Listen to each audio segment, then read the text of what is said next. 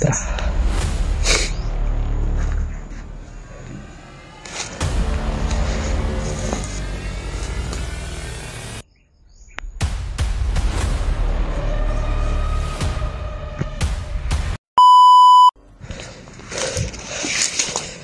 Mga tol,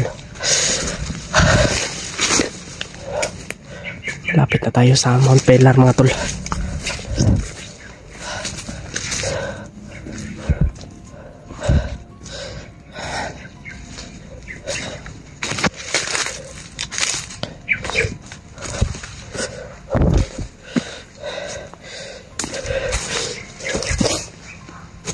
Mga tol, marami talagang uwak dito sa Mount Pelar. Parang yan yung mga ni Bagtik mga tol.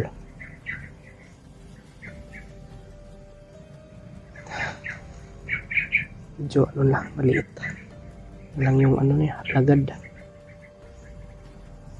Pag nagamot natin yan si Bagtik mga tol, mawawala na yan. Ang natira na lang ay yung mga alagad ni Bagnot. Yan lang yung mga kalaban natin. Patrick, kumusta na kayo yun si Patrick? Ginawa ng ginawa ng kanang kamay siguro ni yun, ni Bagnot.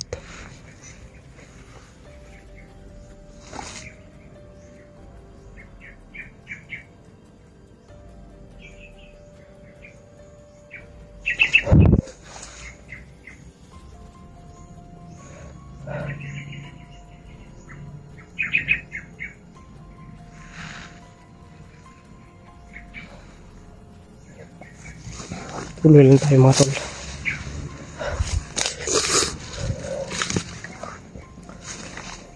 Malapit na tayo sa Mount Pelar. At kagabi mga tol, nakontak po natin si sabi ko si Kuya Alpha. At yun, si Junel. Junel po yung pinasundo niya sa akin kasi mas kabisado po ni Junel yung daanan mga tol. Kaya kagabi pa yun lumakad. Nag-live po sila kagabi. Nakita ko po yung live ni Kuya Alpha at ni PG. Ano mga tol,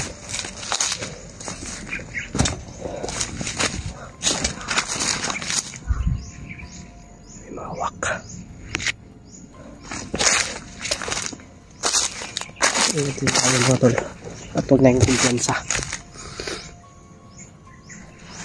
Medyo maluwag yung natin laging kita. Yan, dami ng uwak mga tol. So na yan, sobrang at sabi mga tol, sobrang dami ng umabol sa akin mga bandido. Kaya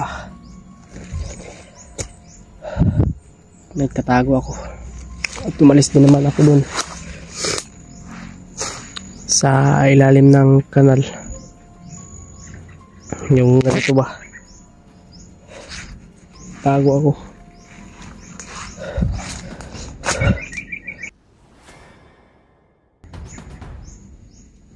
Sino yun? Si Junel. Si lalaki yun eh.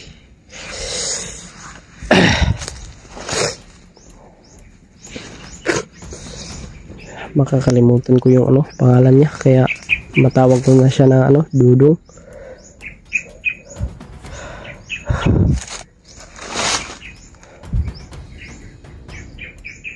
Para sa unahan dyan mga tol ay pag may kanal na yan dyan, pag natin dyan, Mount Viral na yan, Mount Pelar.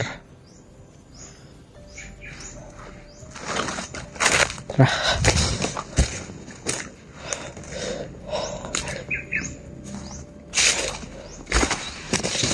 Medyo nakakalimutan ko na yung daanan dito eh.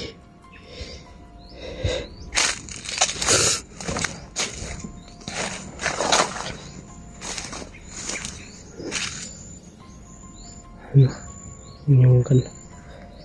Na ano na pala dito yung ano? Yung napatay na pala dito yung ano, sapa.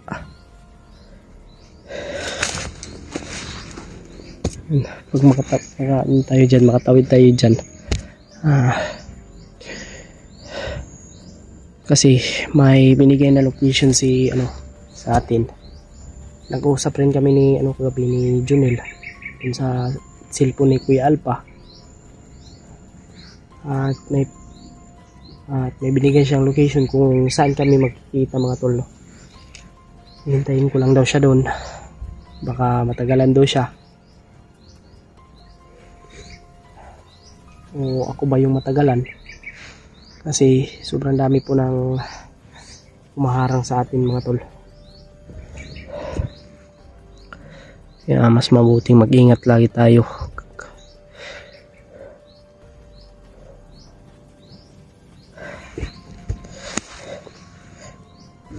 Mga tol.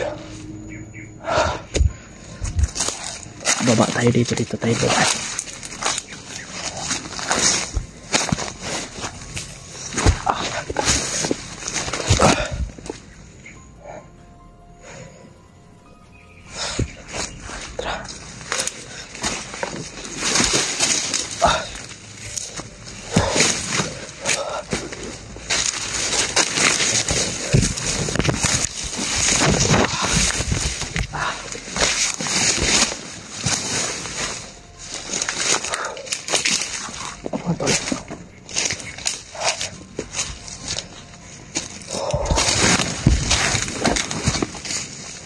Ingat tayo.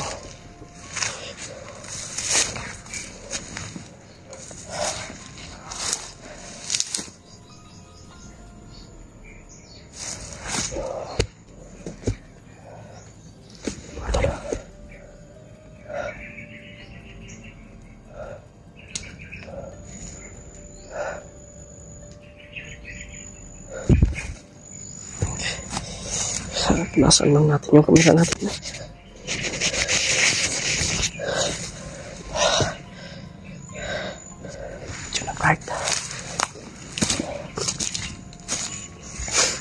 Nakatawid na tayo dito sa Mount Belar mga tol.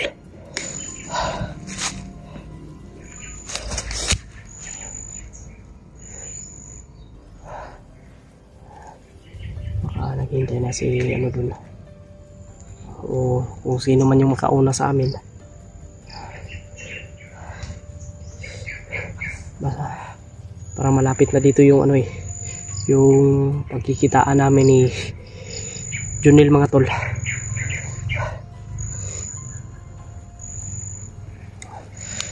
Yeah. Ingat lang tayo mga tol.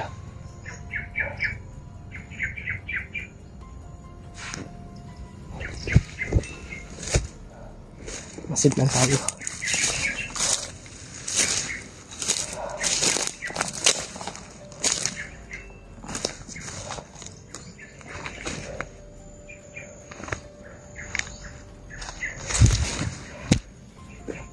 Pensa dito.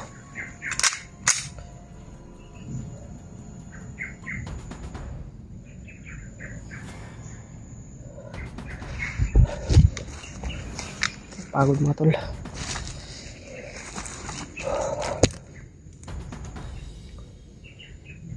Ingat lang tayo. Sana ay okay lang yun si ano mga tol. Si Junel sa kanyang paglalakbay.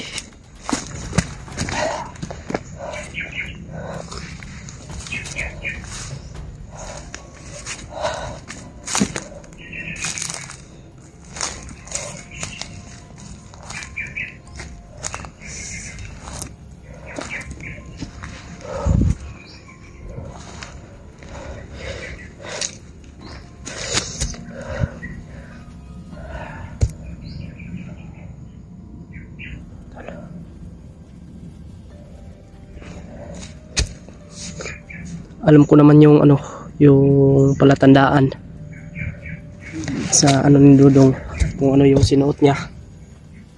Kasi nakita ko po kagabi yung ano niya suot sa video call. Kaya alam ko po.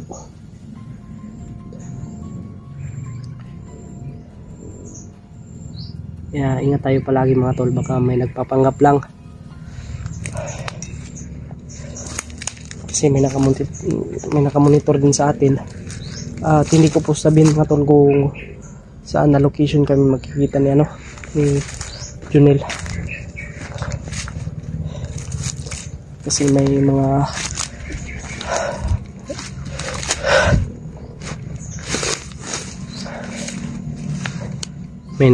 mga nakamonitor po sa atin. Relax muna tayo dito.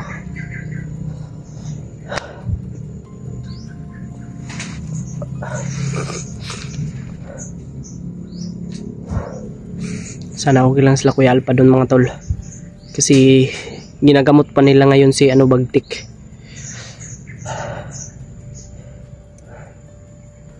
At sa tuwing ginagamot niya si Bagtik mga tol, si Tito Bagtik, humihina po yan si si Alpa. Kasi nababawasan yung lakas niya.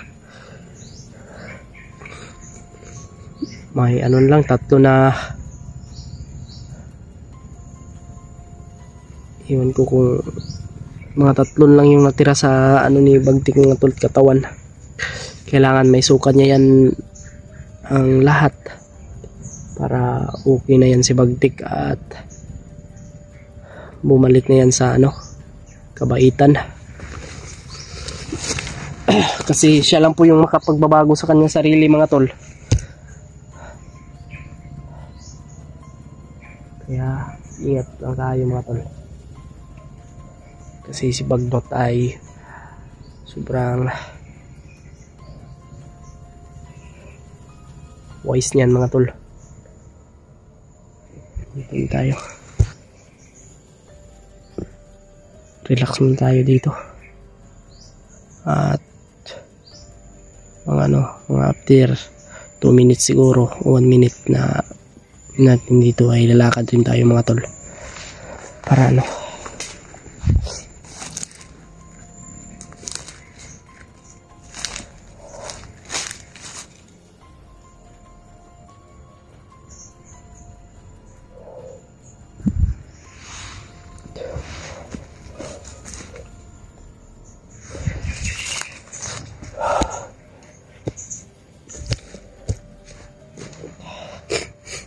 si Brad William, sana okay lang po siya Pakishare mo ng video na ito la Kuya Bads mga tol, la Kuya Alpa, para alam po nila kung saan po tayo mga tol Nandito na tayo ngayon sa Mount Baylar.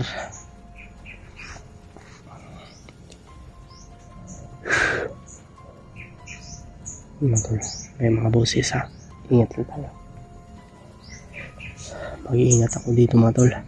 Kasi ako lang po mag-isa. At kailangan natin magmasid.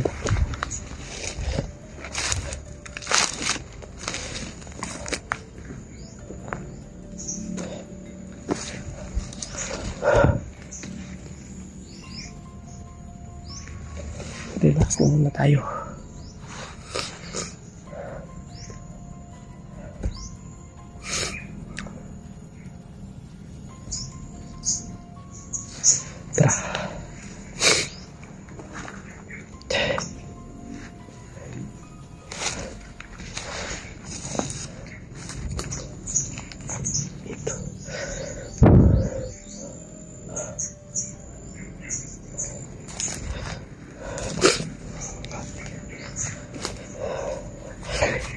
Buti lang po talaga at nag-contact natin sila Kuya Alpa kagabi.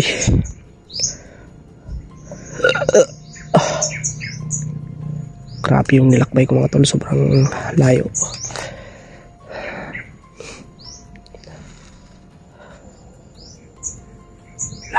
Ayan mga tol.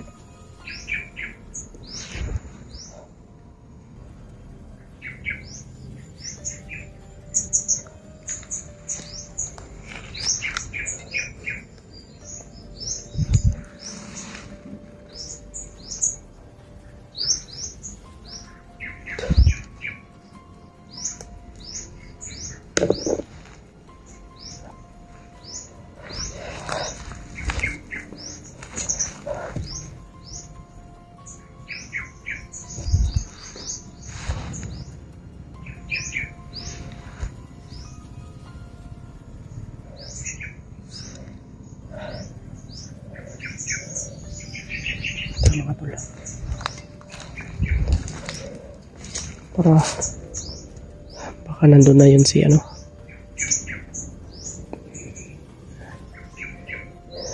Wala kasing cellphone yun eh. Tara, si Junil. Baka lumakas po yung hangin mga tol.